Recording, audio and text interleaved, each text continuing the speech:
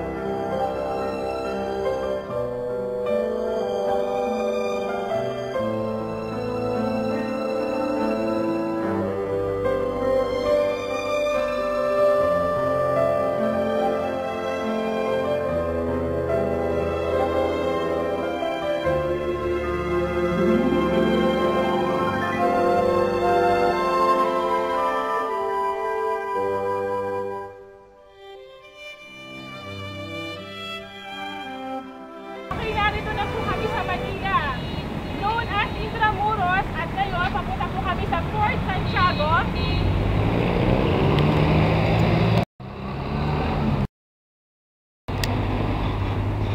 At aming i-explore ang makasaysayang buhay ni Jose Rizal.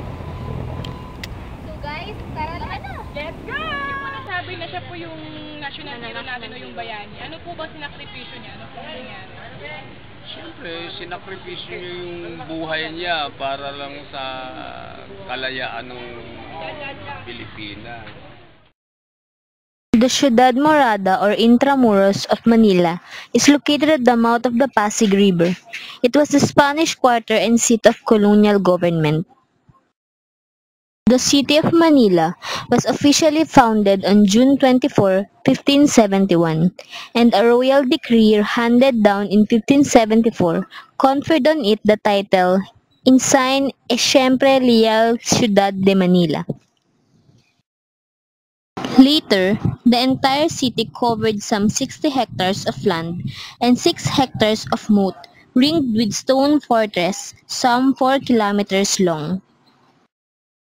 During the first days of conquest in the city confined to the original settlement of the Ustedra Sulaiman, which encompassed more or less the inner quarter of Fort Santiago.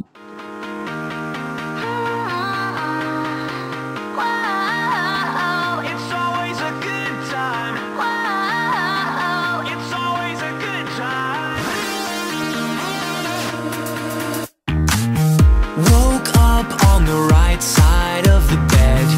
What's up with this Prince song inside my head?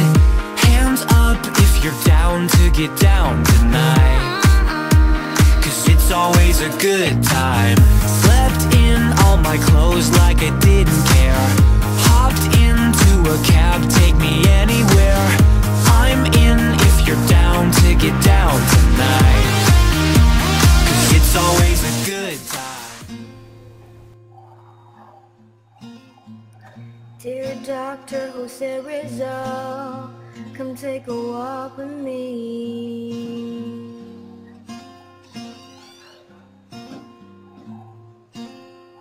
Let's pretend we're just simple people and you're not the genius you are.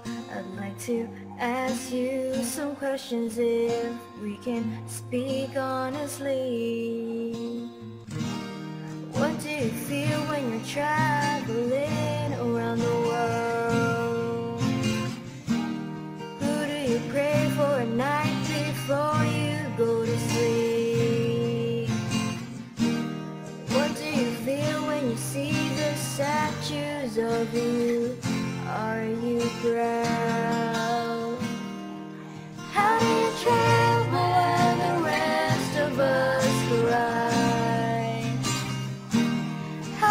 say you are suffering and you have sacrificed. What did you mean by writing the elfin label? Can you even explain to us which part of it is right? Tell me where.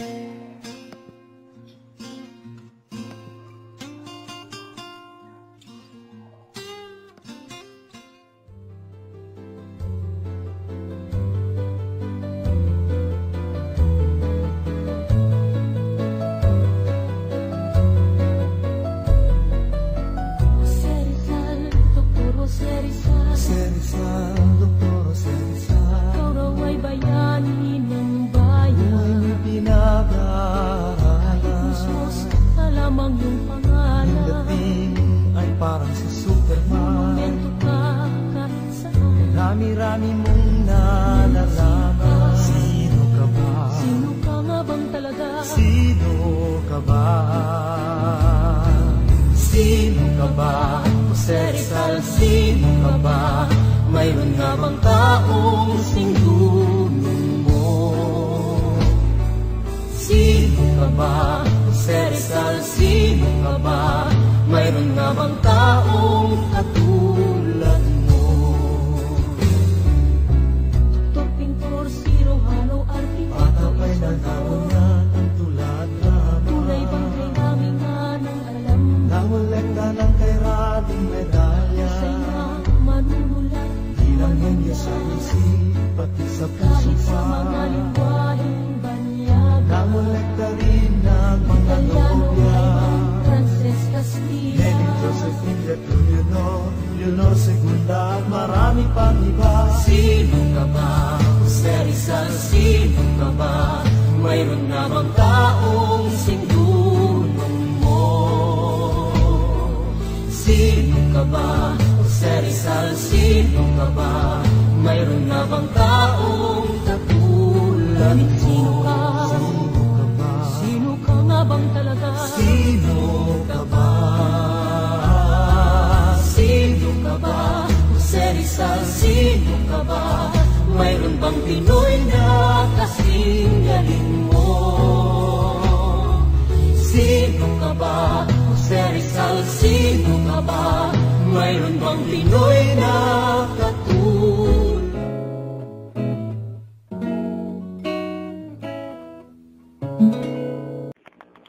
Segunda Katigbak. Mapupula ang kanyang pisngi, may kahali-hali ng ngiti, at para siyang ada. Ang buong katauhan niya ay may di maipaliwanag na bighani. Ipinanganak sa Lipa, Batangas noong 1863. Kapatid ng kaibigan ni Rizal na si Mariano Katigbak. Siya ay 14 na taong gulang nang umibig kay Rizal. Ipinagkasundo na magpakasal kay Manuel Luz. Itinuturing na unang pag-ibig ni Rizal. Leonor Valenzuela, isa siyang matangkad na dalaga na makaganda ng tindig. Siya ay anak ni na Kapitan Juan Valenzuela at Kapitana Sanday Valenzuela sa Tubong Pagsanhan, Laguna. Ang palayaw ni Leonor ay Orang. Laging bukas ang tahanan ng mga Valenzuela para kay Rizal dahil sa kanilang paghanga sa husay ng bayani sa Salamanca. Tinuruan ni Rizal si Leonor ng lihim sa pagbasa ng anumang talang nakasulat sa tintang di nakikita.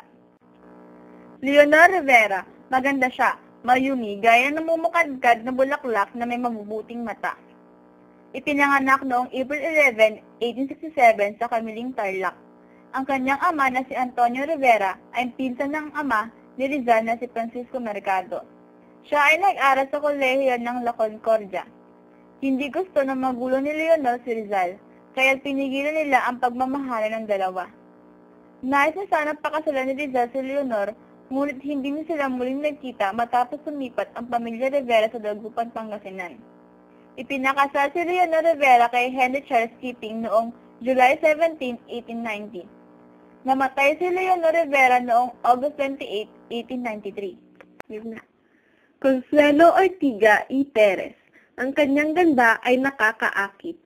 Si Consuelo ay isa sa mga anak ni Don Pablo Ortiga na naging alkalde ng Manila sa ilalim ni Gobernador General Carlos Maria de la Torre. Ang kanilang pamilya ay naninirahan sa Madrid, Espanya.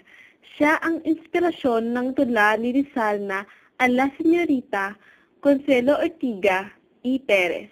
Hindi tinuloy ni Rizal ang kanyang relasyon kay Consuelo dahil sa dalawang kadahilanan. Una, si Rizal ay labis pa rin umaasa kay Leonor Rivera. Ikalawa, ang kanilang kaibigan na si Eduardo Dilete ay umiibig kay Consuelo. Oseisan o Siko Usoy. Isa ito sa mga katagang sinabi ni Jose Rizal para kay Oseisan. Ikaw ang kulay ng kamelya, ang pagkasariwa nito, ang pagiging elegante. Oseisan, sayonara, sayonara. Nakilala ni Rizal si Oseisan sa kanyang pananatili sa Japan. Si Oseisan ay anak ng isang samurai na hindi pa nakakaranas ng pag-ibig. Si Rizal ay 27 taong gulang at si Oseisan naman ay 23 taong gulang nang sila ay nagkaroon ng relasyon.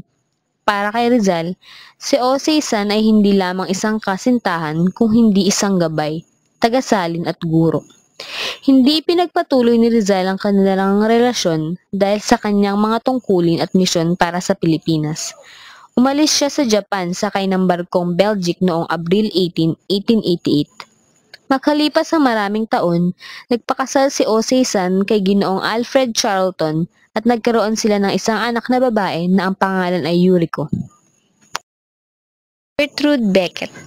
Ayon kay Rizal, siya ay isang dalagang may asul na mga mata, mapupulang pisngi at buhok na kulay kayumanggi. Si Gertrude Beckett ay ang panganay sa magkakapatid na anak ni Charles Beckett na may-ari ng Primrose Hill House. Dito nanuluyan si Rizal sa kanyang pagdaan sa London. Ang kanyang palayaw ay Getty or Toti. Naging malapit si Gertrude kay Rizal sa pamamagitan ng kanyang pagtulong sa pagpipinta at pag-iiskultor ni Rizal. Ang kanilang pag-iibigan ay nagwakas nang magpasya si Rizal na tumungo sa Paris upang ipagpatuloy ang kanyang mga misyon noong Marso 19, 1889. Petite Suzanne Jacobi. Sa sandaling pananatili ni Rizal sa Brussels, nakilala niya si Petite Jacobi. Umibig siya rito at gayon din si Petite, ngunit makalipas lamang ang ilang araw ay umalis na si Rizal patungong Madrid. Josephine Bracken. Ayon kay Jose Rizal, siya ay balingkinitan, may buhok na kulay kastanyas, asul na mga mata, simpleng manamit at masayahin. Si Josephine Bracken ay isang Irlandes na isinilang sa Hong Kong noong Oktubre 3, 1876. Nang mapatapon si Rizal sa dapitan, nabalitaan ito ni Ginoong George Topher na may karamdaman sa mata. Si Ginoong George Topher ang umampon kay Josephine nang mamatay ang kanyang ina. Pumunta ng dapitan ng dalawa upang ipagamot kay Rizal ang mga mata ni Ginoong Topher. Nagkaibigan sina Rizal at Josephine sa unang pagkikita pa lamang.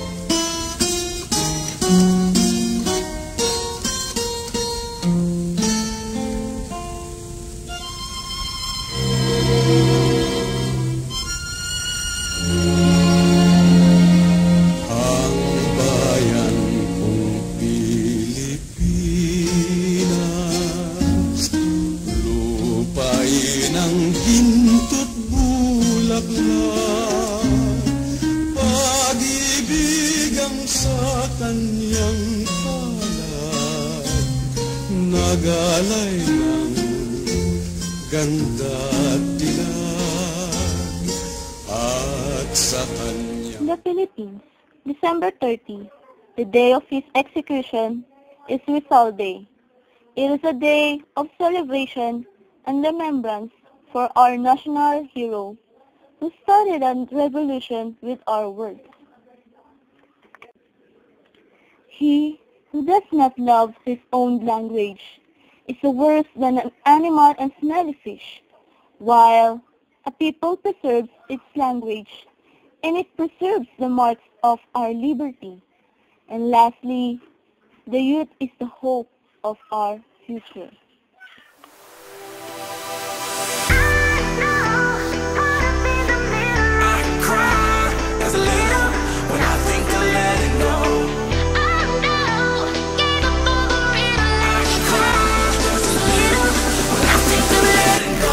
wanna get behind the wheel, but only one rider. I chef feel got me swimming like a diver. Can't let go, I got fans in Okinawa. My heart to Japan, quake losers and survivors. Norway, no you didn't get my flowers. No way to say it better, but the killer was a coward. Face just showered, the minute in the hour. Heard about the news, whole day went sour.